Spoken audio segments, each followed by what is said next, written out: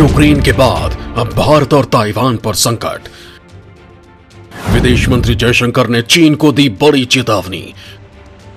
Taiwan पर खुल गई चीन की सीक्रेट प्लानिंग। यूक्रेन संकट के बीच मोदी की खेल से बौखलाया चीन। दोस्तों, रूस और यूक्रेन के चलते अब पूरी दुनिया ही विश्व युद्ध के कगार पर खड़ी हो चुकी है और अब सबसे बड़ा खतरा भारत और ताइवान को लेकर सामने आ रहा है। एक बार फिर से भारत और चीन के बीच का तनाव बढ़ने के संकेत मिल रहे हैं, तो वहीं ताइवान को लेकर चीन के सीक्रेट प्लानिंग का भांडा फूट पड़ा है। यूक्रेन संकट के बीच ताइवान पर चीन की बुरी नजर टिक चुकी है और अब उसे हमला करने का मौका मिल गया है। उसने कहा है कि यह हमारा अभिन्न हिस्सा है। तो वहीं भारतीय विदेश मंत्री एस जयशंकर ने चीन को पहली बार तगड़ी चेतावनी दी है, जिसके बाद जिनपिंग के चूजे बौखला गए हैं। तो दोस्तों, क्या अब एक बार फिर लद्दाख आग उगलने वाला है? क्या फिर से दक्षिण चीन सागर में चीन तांडव करने वाला है? क्योंकि दोस्तों, अमेरिका सिर्फ गुर्राने वाला कुत्ता भर रह गया है, काटना उसके बूते से बाहर की बात हो चुकी है। वो किस तरह से देखता रह गया और पुतिन ने सारा का सारा खेल कर दिया। तो दूसरी ओर साजिशों का पिटारा खोलने वाले यूरोपीय देश भी बस भौंकते रह गए और रूस ने उनके मुंह पर तमाचा जड़ दिया। तो इसी बात ने चीन के हौसले भी बुलंद कर दिए हैं। ठीक से कहा जाए तो अब दुनिया में माहौल बदल चुका है। दूसरी बड़ी बात यह है कि खुद अमेरिका राष्ट्रपति बाइडेन को चीन का पालतू बताया जा रहा है। ऐसे में भारत और ताइवान अब तगड़े संकट के दौर से गुजर रहे हैं। हालांकि मोदी सरकार इस बात की प्लानिंग पहले ही कर चुकी है, जिसे मैं आपको बताने वाला हूं। लेकिन उससे पहले आप जरा ये जान लीजिए कि विदेश मंत्री ने चीन पर कौन सा बम फोड़ा है। रूस यूक्रेन विवाद में उलझी थी पूरी दुनिया और चीन पर तगड़ा गेम खेल गई मोदी सरकार। दोस्तों, भारत के विदेश मंत्री ने चीन के साथ चल रहे तनाव को लेकर कहा है कि भारत और चीन के सैन्य कमांडर्स के बीच अभी तक 13 दौर की बातचीत हुई है, जिसका मकसद डिसएंगेजमेंट था और बातचीत के जरिए हमने तनाव पॉइंट्स पर विवाद सुलझाने को लेकर महत्वपूर्ण प्रगति की है। लेकिन अभी भी कुछ पॉइंट्स हैं जिन्हें अभी भी सुलझाया जाना बाकी है। फ्रांस में विदेश मंत्री ने कहा कि हम पूरी तरह से स्पष्ट हैं कि एलएसी को एक तरफ से एक तरफा बदलने का कोई भी प्रयास और यथास्थिति में किसी भी बदलाव के लिए सहमत नहीं होंगे। दोस्तों, पिछले एक हफ्ते में ये दूसरी बार है जब भारतीय विदेश मंत्री ने चीन के सामने भारत के बीच के रिश्ते नाजुक दौर से गुजर रहे हैं। हालांकि दोस्तों, विदेश मंत्री के बयान से ड्रैगन बुरी तरह से बौखलाया हुआ है और चीन की कम्युनिस्ट पार्टी की भोपू मीडिया ने कहा कि सीमा विवाद को भारत अंतर्राष्ट्रीय करने की कोशिश कर रहा है। ग्लोबल टाइम्स ने इसके साथ ही चीन को इस मुद्दे पर सतर्क रहने तक की सलाह दे डाली है। भारतीय विदेश मंत्री ने पहले म्यूनिख सुरक्षा सम्मेलन के दौरान चीन सीमा विवाद का मुद्दा उठाया था और कहा था कि भारत और चीन संबंध काफी कठिन दौर से गुजर रहे हैं और चीन ने सीमा समझौते का खुलेआम उल्लंघन किया है। एस जयशंकर ने कहा कि निश्चित तौर पर सीमा विवाद का भारत चीन संबंध पर असर पड़ता है। दोस्तों, आपको बता दूं कि पैंगोंग सो झील के पास गलवान घाटी में जून 2020 में भारत और चीन के सैनिकों के बीच हिंसक झड़प हुई थी, जिसमें भारत के 20 जवान शहीद हो गए थे, जबकि चीन ने करीब 10 महीने बाद कबूल किया कि उसके 5 सैनिक मारे गए।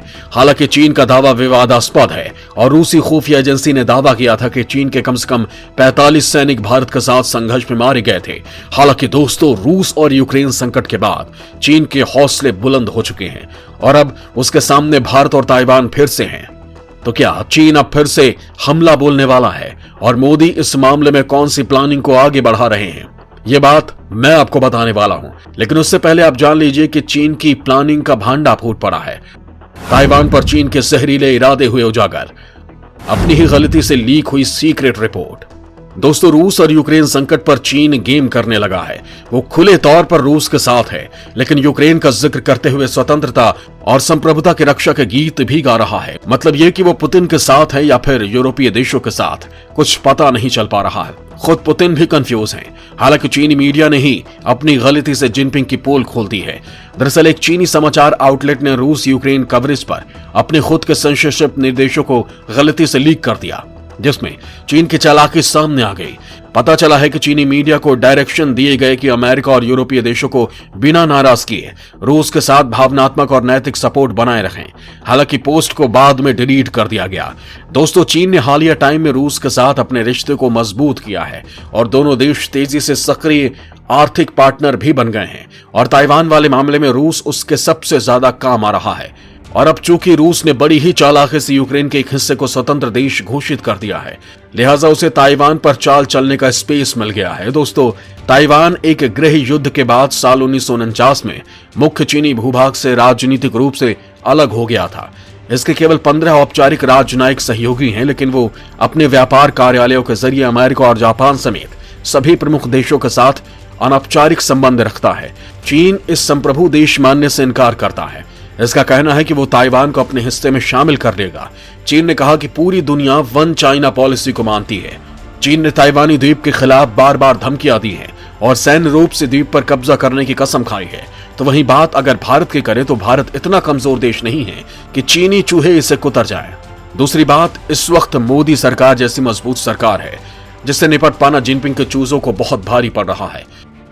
भारतीय जमीन पर ड्रैगन मारना चाहता है कुंडली।